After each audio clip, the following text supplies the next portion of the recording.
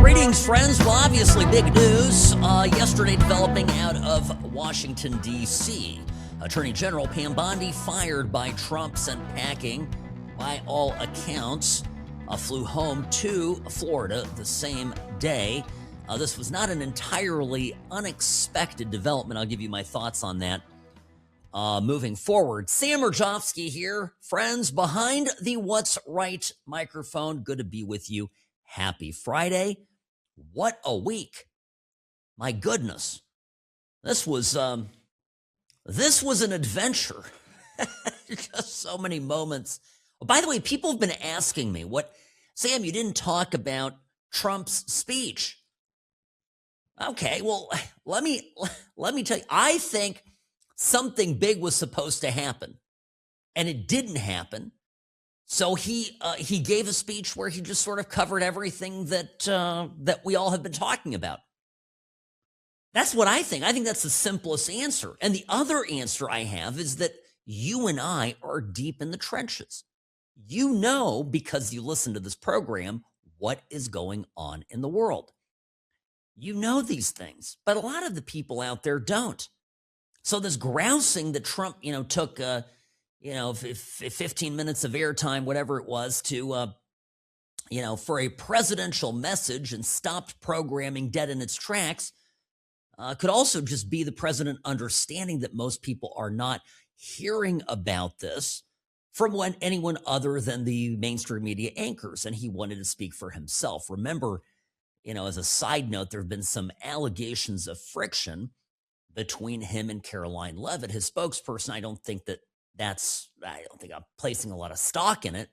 I'm just saying that when Trump feels like he's getting bad media, he likes to talk to the public. So either of those possibilities are true. I got a handful of emails about this. So, of course, I wanted to respond. By the way, email sam@whatsrightshow.com. See, I read your emails. Thank you, Robert, for your email. I know I haven't heard from you in a while, so grateful for that.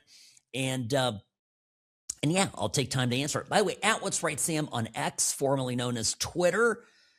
Oh boy, a lot of liberal tears there, Robbie, over the past couple days. Don't know if you saw that. Definitely under the skin of the left, which is just where I want to be. Okay, so just big picture on Bam Bondi. Those of you who were here in 2024 going into 2025, Trump won, the election, and the transition is happening. And, presumably going into this election, Trump was a little bit more prepared for governance than he was the first time around. We understand this. So the transition team is preparing binders full of men and women. That's a callback to Mitt Romney. Binders full of people for various posts. But I have to presume, with Trump being historically a litigious person, knowing quite a few lawyers, and B, having been the subject of an absolute, legal witch hunt while he was out of power in between his first term in office and his second, you would think that the office of Attorney General would be, top of mind for Trump. And those of you, again, who are with me during this time know that when the name Matt Gaetz was first announced, I was not particularly pleased by this. Now, I'm not here to look, Trump needs to pick the person he's going to pick, but I was not stoked on that. And Bam Bondi, I wasn't stoked on her either. I wasn't. And why? I understand that it's one thing to articulate the positions of the administration on television and to look good on TV, which Bam Bondi certainly did look good on TV, I think, right? Attractive woman, well-spoken, clearly not an idiot. So she presented well, but there is an enormous substantive part to the job of Attorney General, which is you are the chief prosecutor of the federal government. And in part, together with the FBI director, you're the investigative arm too, right?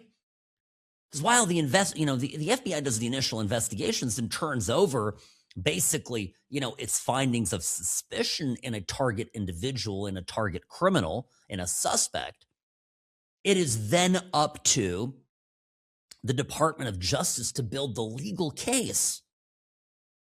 And for this, you need someone who is, I think is a veteran federal prosecutor, somebody who has been an assistant U.S. attorney, who is, just an absolute land shark in court, and not a civil litigator, okay? Not somebody who, I don't care if the top trial lawyer in the country, civil cases, no, a criminal prosecutor in the federal system. Because federal court is a different animal from state court. I'm telling you this, trust me, I'm a lawyer. Now, that wasn't Pam Bondi. Yeah, she was the attorney general down over in Florida. Okay. State court is different. Yes, she did some federal case. I understand all this. Yeah, I do. And she was picked because loyal to Trump and could represent publicly the administration. And I'll be reductive and a little bit rude and say she looked good on TV. That isn't enough. And the reason that we've seen the fiasco with the Epstein files, the reason that we haven't seen the prosecutions that we've wanted, the reason that a lot of things have sort of seemed off and have come apart unnecessarily is because she's lacked the seriousness to make all of this work. So it's never too late to do the right thing. Firing her is just the step one. This is my opinion again. Far be it for me to backseat drive in this administration, but I just have to tell you, this is a good first step. Who replaces her? That is a question. Now, Todd Blanche, who was her deputy. Remember who Todd Blanche was to Trump. Todd Blanche is a very, very qualified attorney. He is a tremendous lawyer.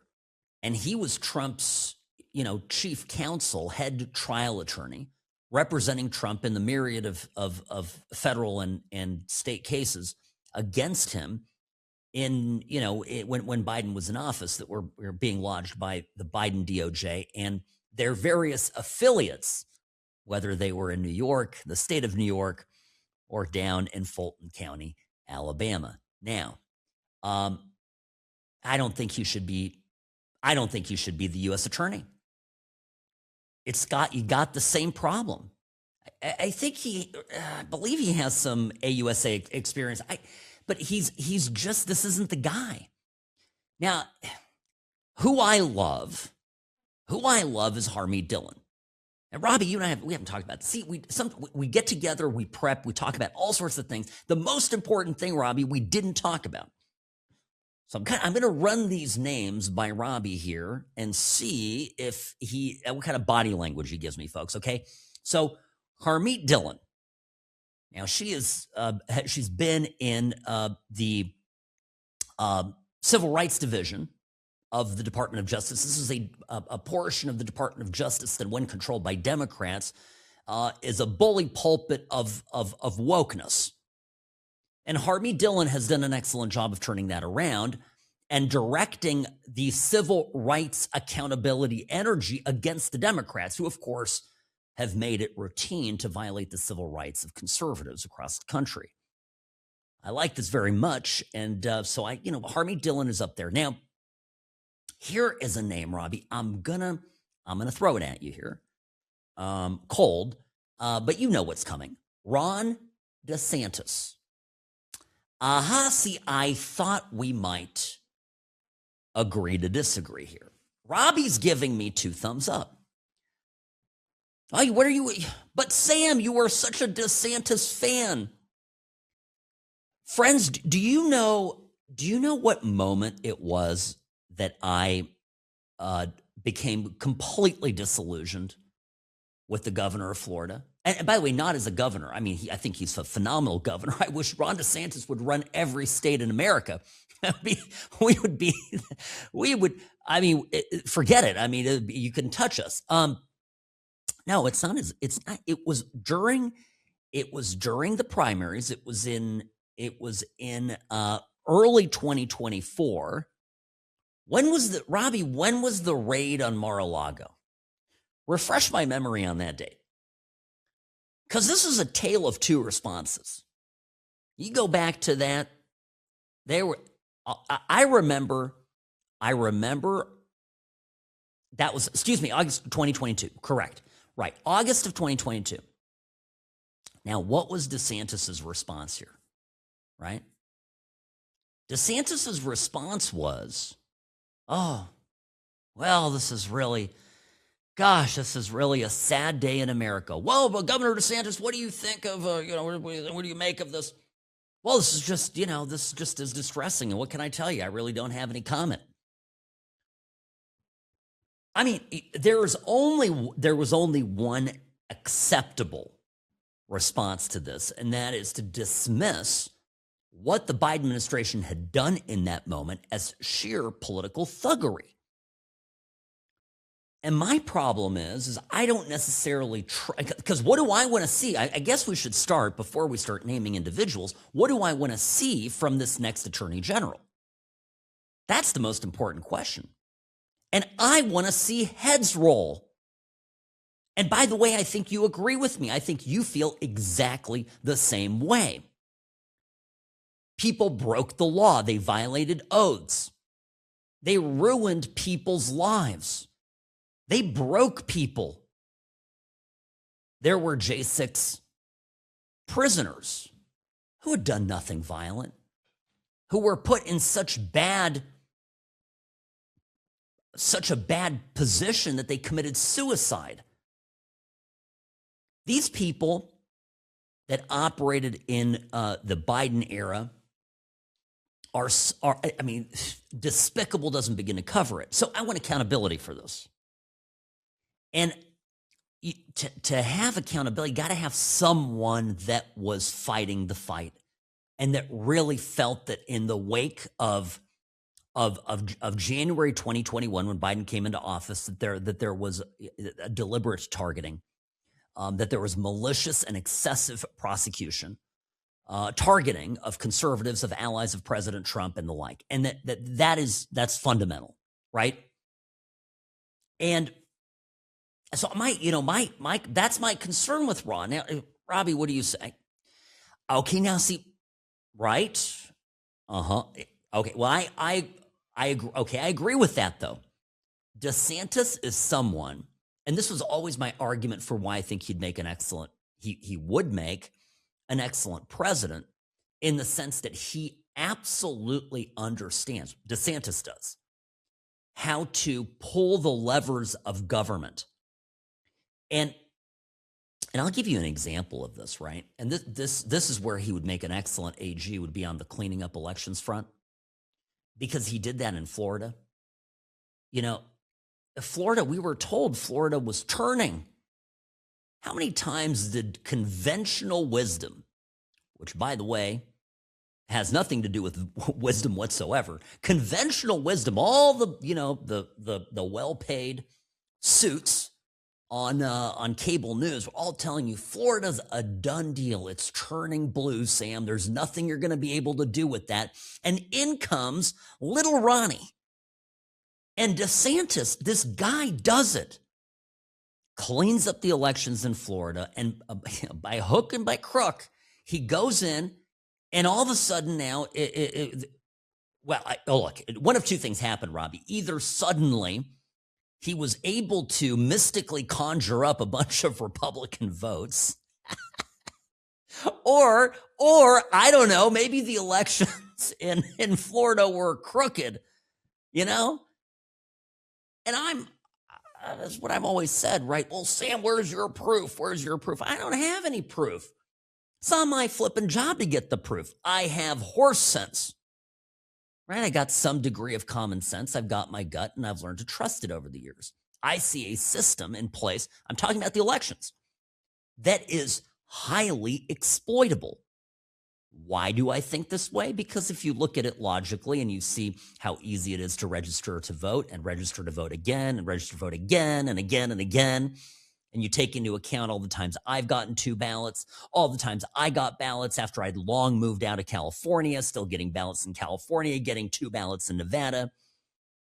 And I'm looking at that and I'm going, whoa, this system seems to be pretty easy to be exploited.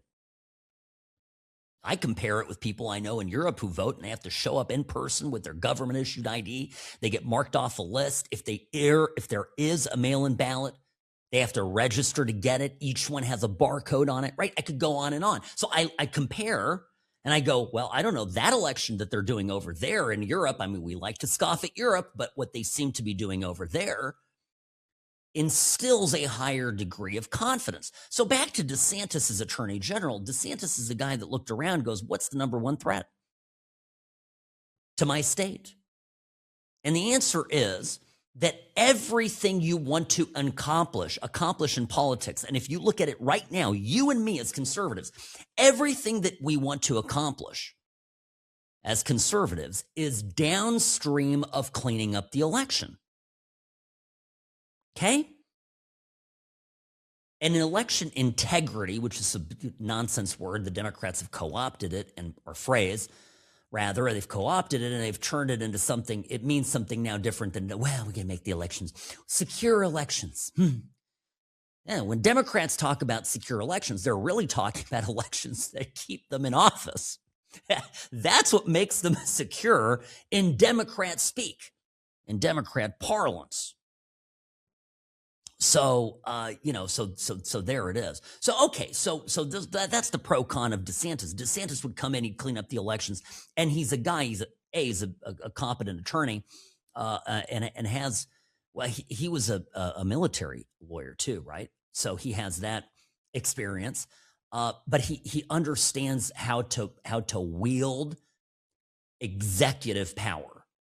And when you're in the executive branch of government, when you are the head of the Department of Justice, when literally the FBI is responsible to you. So when some of the most corrupt elements of our executive state, of the deep state, are all in one place, a guy like DeSantis probably functionally would be best equipped to clean out that hornet's nest, right? It's a great point, Robbie. It's well taken, and I hear you. By the way, please email me your thoughts on all this. It's a fast developing story, and I presume that Trump didn't do the firing only to not have it all figured out. And as of the recording of this program, he hasn't made an announcement yet. So, and I'll respond, of course, in greater detail when he does. Who else? What are the other names? Well. Oh, people are saying Mike Davis. Mike Davis, a tremendous attorney, and he's MAGA through and through, and he would also be a great call. Benny Johnson said, oh, I know who, Mike Davis. Mike Davis responded on X yesterday, hell no. So I think Mike Davis might be not in play, guys. That's what I think. Maybe Ketanji Brown Jackson. Get her off the Supreme Court. What do you think? I mean, Lee Zeldin. See, and I actually consider Lee a kind of a dark horse candidate. He's head of the APA right now. Lee Zeldin should have been the governor of New York. Lee Zeldin did amazing in that election. I mean, he almost beat Hochul in a Democrat state. Lee Zeldin, and by the way, I've met him, great guy, fantastic human being, whip smart, would also be somebody I think, and he's already in the administration, easier to fill the role at the EPA, easy upgrade there, and he's already gone through the rigmarole there in the Senate, has already gone through Senate confirmation once, so there's an advantage there. Okay, I got a couple names here. I got to take a quick break. Sam Rajovsky on the What's Right Media Network, the What's Right Show, brought to you by Sam and Ash Injury Law. In a crash, call Sam and Ash, 800-304-2000, because you deserve what's right. Folks, I'll be right back. Don't go anywhere. The Sam and Ash team, they wanted me to have the best care. They had my interests at heart. I have an enormous amount of gratitude. I cannot say enough thank you.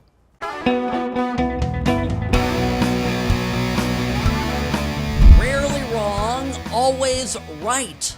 Sam Rajovsky here behind the What's Right microphone. Friends, what do I always tell you? Don't go at it alone. Was just talking to a client today.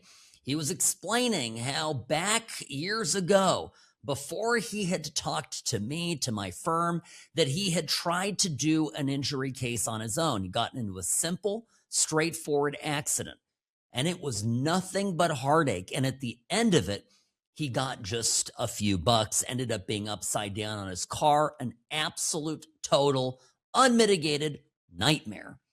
So this time around, he called Sam and Ash Injury Law. One call, easy peasy, got everything moving, and now he's on his way to resolution quickly, efficiently, and with $0 spent out of his pocket. That's the most important thing. It doesn't cost you any money up front. So don't wait. Don't put it off. Don't try to do it yourself. Don't use ChatGPT. They might write a great letter, but it's not going to get you anywhere because there's no power behind it. Sam and Ash Injury Law, 800-304-2000. 800-304-2000. samandashlaw.com, because you deserve what's right. Okay, friends. By the way, welcome back to the program. Sam Rajovsky here, Nevada's favorite recovering Californian, behind the What's Right microphone. Sam at what'srightshow.com, at What's Right Sam on X, and on Instagram too. I don't plug that as much, but I am on Instagram, and less political stuff on Instagram. If you want to see something about me, go there. Okay. Did you see from Monday? I didn't cover this. Today's Friday. Might as well get to it still while the week is young. Kidding. Anyway, so the Monday CPAC straw poll, right? We had CPAC. We had some controversy at CPAC because Stinky Steve Bannon, who calls him that? Well, a few people do, but Roger Stone, chief among them, Steve Bannon there spoke to a sparsely populated room, which is the way it ought to be. Steve Bannon really should be staying away from all things MAGA. But anyway, they had a straw poll, and here are the results. JD Vance. Well, I'll leave JD Vance here to the very end. Number 2, I think in a surprise to nobody, Marco Rubio, 35%. So Marco Rubio, 35%. And then, tied for third place, Ron DeSantis and Donald Trump Jr. Ron DeSantis and Donald Trump Jr. polling about the same here at the CPAC straw poll at 2%. These are the party faithful, conservative activists, people engaged in the system, right? So, that's interesting. And getting back to JD Vance came in at a whopping 35%. So there you have it. By the way, the RCP, Real Clear Politics poll average, we look at this number frequently in the lead up to every major election. I know we're a ways out, so I'm just bringing this in as a validation of the numbers here, and to show you the CPAC numbers are a little bit different.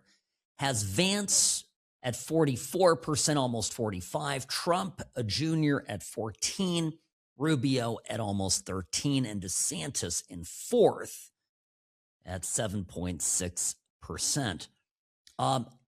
This would be the number one reason why Ron DeSantis would leave an excellent job as governor of Florida, okay? Would leave the job in Florida early to take the attorney general gig. Remember, he's termed out. So Byron Donalds running for that seat in the Republican primary against a guy named James Fishback, who's a lunatic. We've talked about this race. Again, I think Donald's, bless his heart, is not the sharpest tool in the shed. And yeah, he's a good guy. He's a nice guy. He's an affable guy. He's no DeSantis.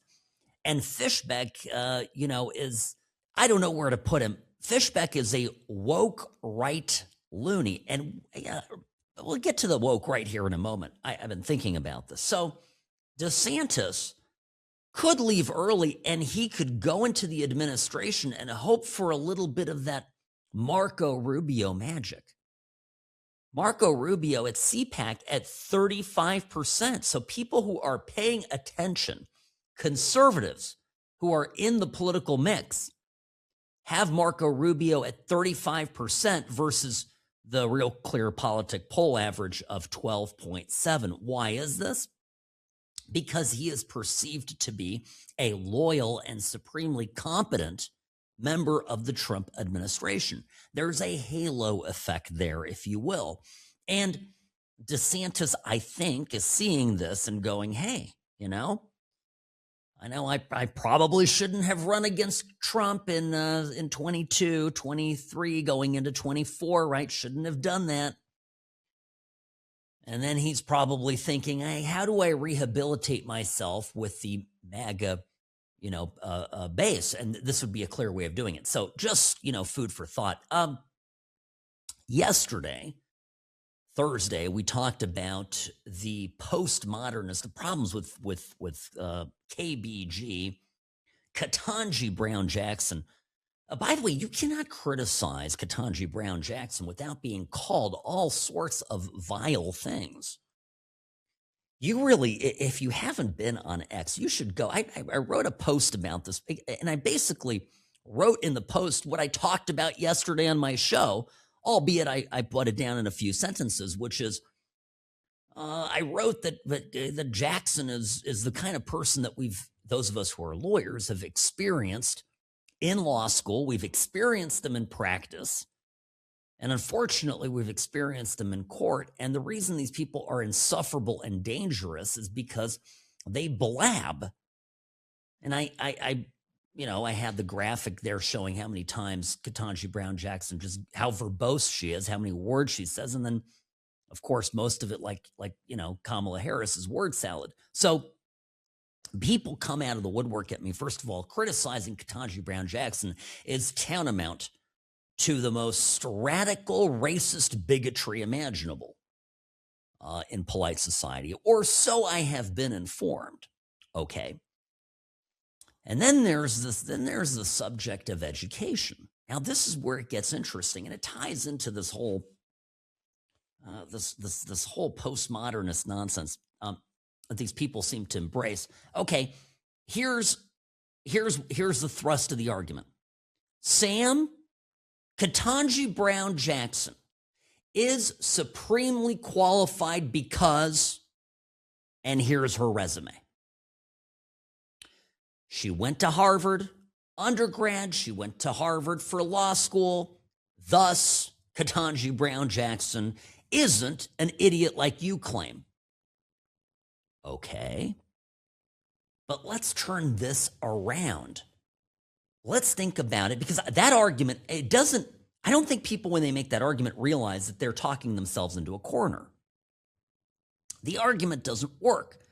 And the reason that the argument doesn't work is because it used to be, once upon a time, that schools like Harvard invested year over year, decade after decade, in their reputation. They took only the best students. They hired only the best faculty. And the result is that they built institutional credibility that compounded over time, right? It grew exponentially. And then somewhere, once these institutions began to be taken over by progressives, somewhere along the way, these institutions began to sacrifice this institutional credibility for the sake of diversity, okay? They took this massive reputational capital and began burning it. And they burned it on what? On equity? Saw somebody over there. Well, that person, is not as qualified, but they are of a particular color and background and they have a story. All of a sudden, biography mattered. Okay? And I would add an important point. They did this with faculty too, right? They began to emphasize hiring the kind of faculty that was, had more diversity. And the problem is, right, is now, these institutions, and Harvard's, I'm not picking just on Harvard, a number of these so-called elite institutions took their elite status, gave it out to people who never deserved it. And Ketanji Brown Jackson is evidence of this. Every time she opens her mouth, she's an embarrassment to her resume. And when people turn around and say, oh, but Sam, look at her resume, you're an idiot, who are you to call her a dumb? Well, it's not really, you're not making the point that you think you are. The reality is that these institutions aren't nearly as elite as they once were. It's a humiliation for these brands. And they will continue to fall in prestige. And the only reason they're still well regarded is because there is I don't want to choose my words carefully here. But there is a circular environment in which everyone within these elite circles is affirming each other's high status. And that's going to evaporate. I know a number of top firms that no longer will just hire from Ivy League schools. For example, I mean, we're talking about the legal business. It's 1,000%. There's even federal judges now who understand that the students that they're getting from Harvard are idiots. And so it's a shame. So this is a point. Now we as the right wing of America, we ought to be the leading bulwark against this, right? We ought to be focused ourselves on complete and total substance. And the first most important task at hand, if you're going to pursue substance, is you have to avow truth, right? Things have to mean things. Facts have to matter.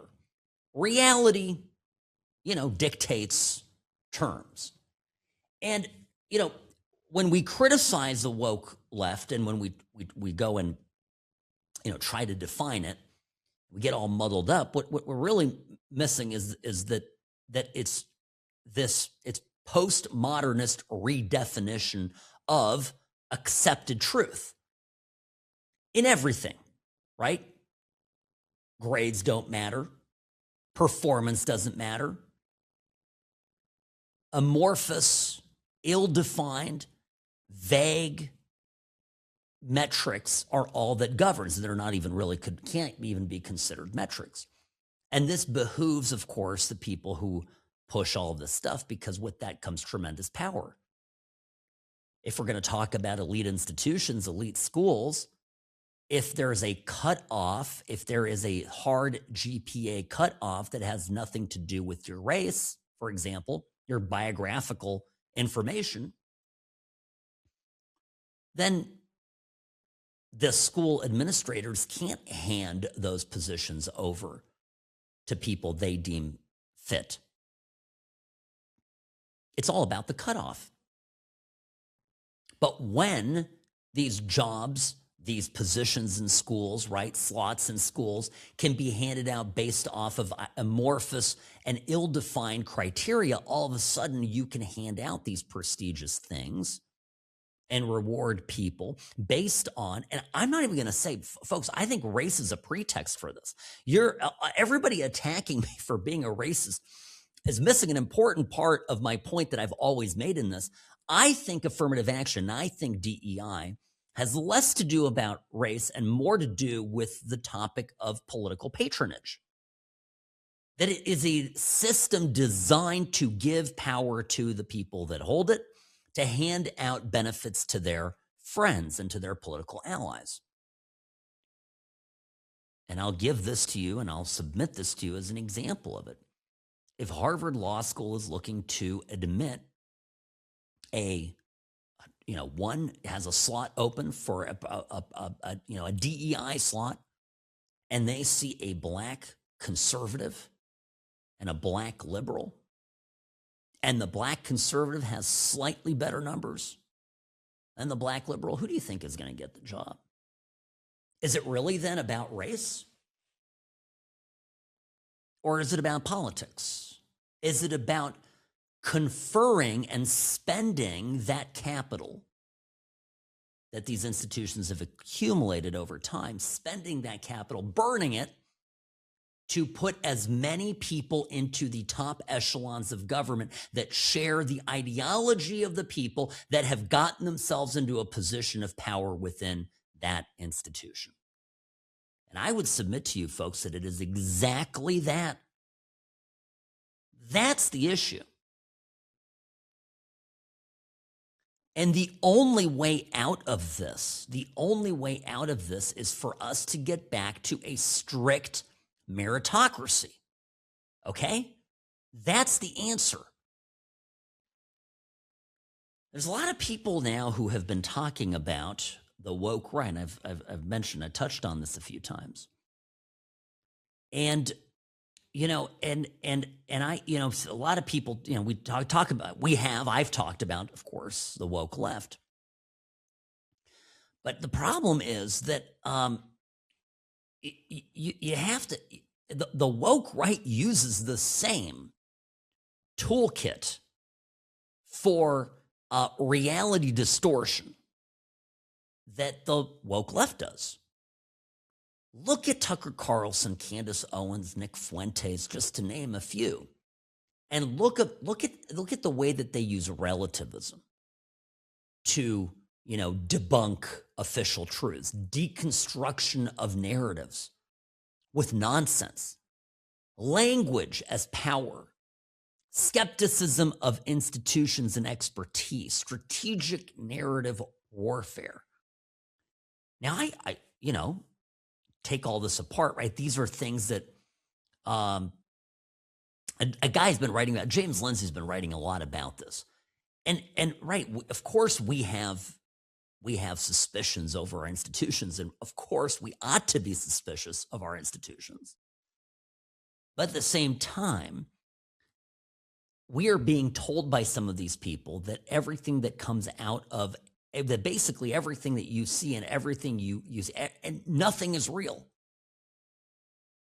Nothing's real. And nothing is true. It's nihilistic. It certainly isn't it's not true. It simply isn't true. So I'm sitting here, I want to be the voice of reason. Back in the 70s and 80s, William F. Buckley Jr., to a large extent, was a gatekeeper on the right. And, sometimes he kept out some good people at times. But now we have, and it's a great thing, I love it, it's democratized free media speech. It's literally perfect. And we have to, the responsibility falls on individuals to sort through all of this insanity and all this noise. And so I look at what the left is doing, then I look over at Tucker and I look at Candace Owens and I look at all these shrill histrionics and I look at, and I look at the allegation and I go, well, I don't know if that's true. Let me look into it. Half truth at best. And is it for clicks? Is it for attention? Is it for power? It doesn't really matter at the end of the day, because we have elections to win. And when these same people say, I can't encourage you to vote, I can't encourage you to participate in the midterms, burn it all down, take it all down. How are they any different from the libs? How are they any different from the Zohran Mamdani Democrat socialists? Answer, they're not that different at all. So that's where I'm at on this. I think it all ties together. I think that the Ketanji Brown Jackson humiliation the other day with all of her ridiculous statements was really drawn all of this into focus. We need to reclaim our institutions. And by the way, this is something that DeSantis did in Florida. He went in and he made a concerted effort to clean up schools, and he brought in Christopher Rufo, and he made actual meaningful changes. So I'm willing to consider DeSantis for AG. Now that I think about it, Robbie, there, full circle. I'm willing to give it a thought. All right, you've opened my mind, folks. Wishing you a good Friday and a very happy Easter. Passover to those that celebrate. Enjoy this weekend, and I will see